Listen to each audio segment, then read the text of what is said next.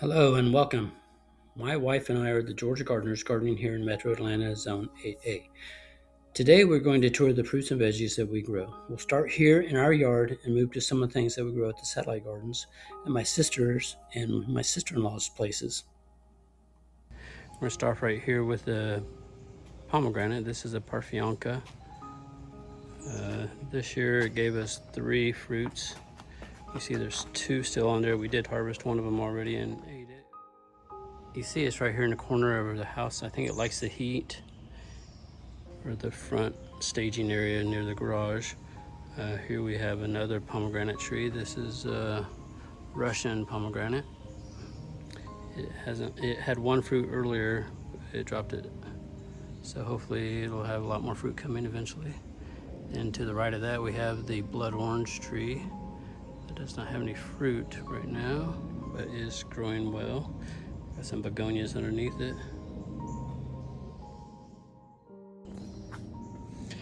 All right, and then coming to the left of the pomegranate tree, here we have a sunburst tangerine.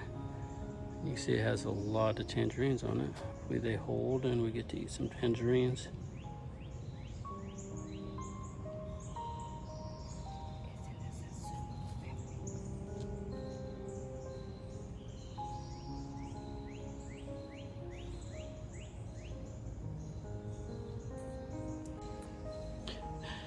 All right, now coming to the front flower bed, we do have a few trees here. And let me just say this, a lot of the trees or fruit trees that we do overwinter because they can't handle the cold.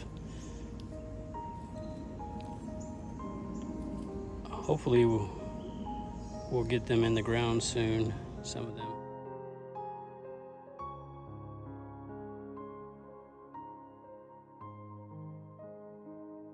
Right here we have a Meyer lemon. You can see it's loaded up with lemons.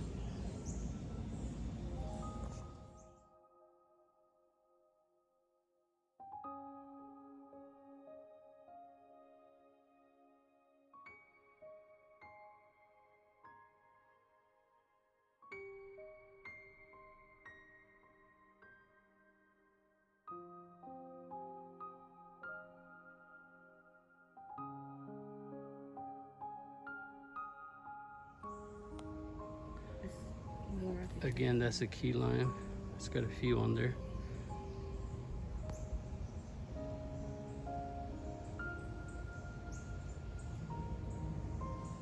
And coming over here to the right, we have some pink lemonade. Limes or lemons? Lemons. They did set fruit or bud up and had some fruit, but unfortunately we got a late frost that took them out. And those are underplanted with some begonias.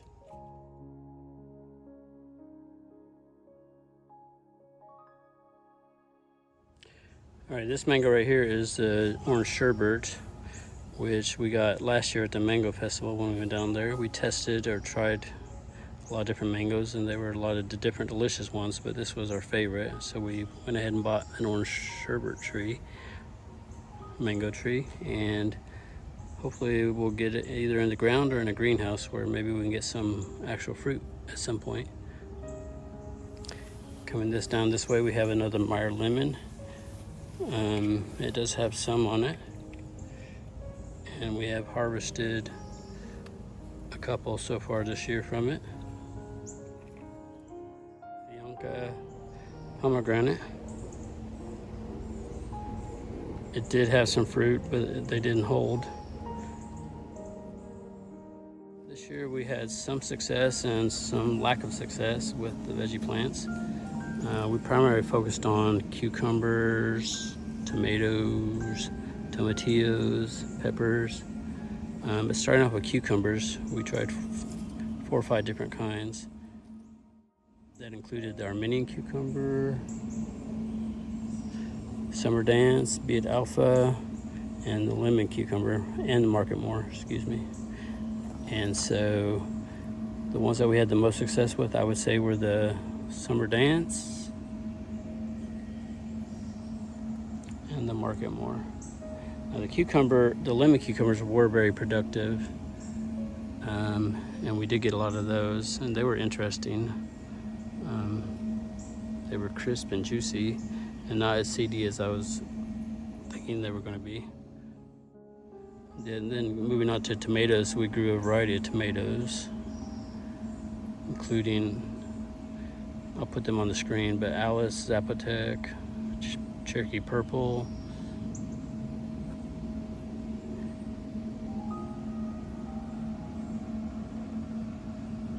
and then moving on to cherry tomatoes, we had white cherry, we had sun gold, we had pear tomatoes.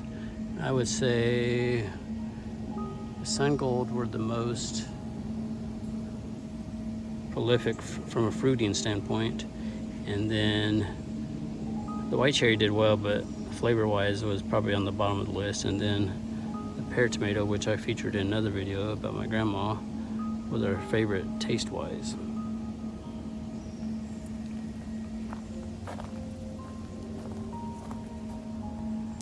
So we did grow some eggplants as well, but not successfully. I don't think they get enough sun.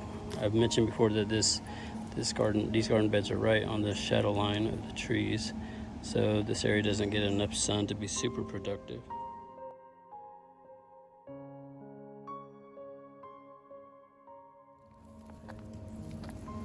Coming back this way, once again we have some tomatoes.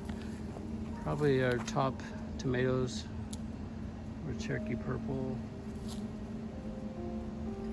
The tomatillos are doing good right now. We did have a good tomatillo harvest. We make a lot of salsas with those, so that's great.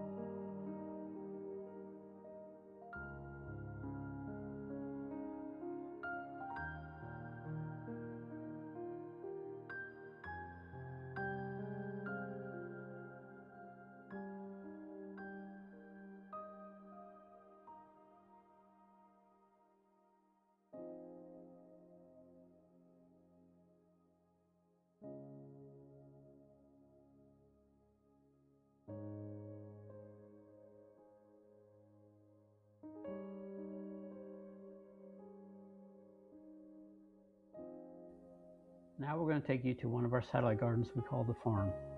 It is at my sister-in-law's place. We're fortunate to have family and friends that have allowed us to garden on their properties. The farm is 5 acres, so it allows us to stretch out and grow different things because it has more space and sun. My wife would love to plant a lot of fruit trees here and create an orchard. With the extra space, we grew more tomatoes, peppers, and other fruits and veggies. We were also able to grow melons, both cantaloupes and watermelons. We also grew corn. We didn't do a great job of keeping up with all the variety of things we grew, but we ended up with some sweet yellow corn and some blue corn. The mystery plant that I referenced in another video that I thought was Mexican zucchini ended up being a Cushaw squash. Not sure if I'm saying that correctly. There are some established fruit trees on the farm, including an established fig tree that is very prolific and produces hundreds of figs. Not sure of the species, but it is highly productive, and the figs are mildly sweet and delicious.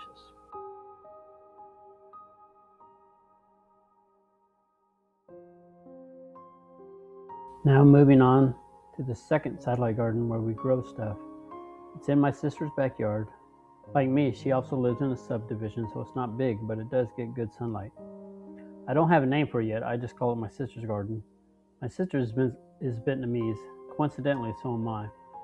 But I was adopted by an American family back in 1975 when Saigon fell, so I grew up here in the United States and lived the American dream, which included everything from Little League to camping to Sunday school and church potlucks. My sister lived in Vietnam and moved to America around 2010. So she's living her version of the American dream, which is a very different version from the one I was blessed to have. All that to say, the garden is influenced by our Vietnamese culture as we try to grow things that she would cook. So in the kiddie pools, a very Vietnamese technique by the way, because they're very resourceful and use what they have available.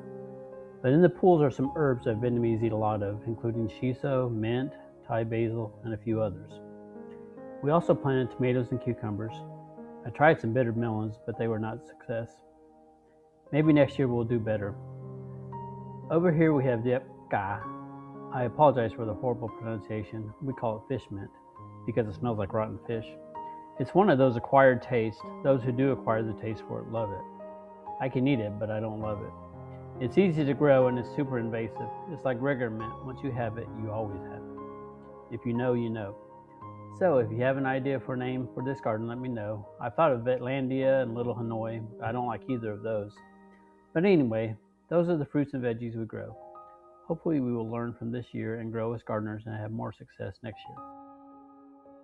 In any case, we love the process and enjoy learning about growing the different fruits and vegetables and getting to eat some of the fresh fruit and vegetables.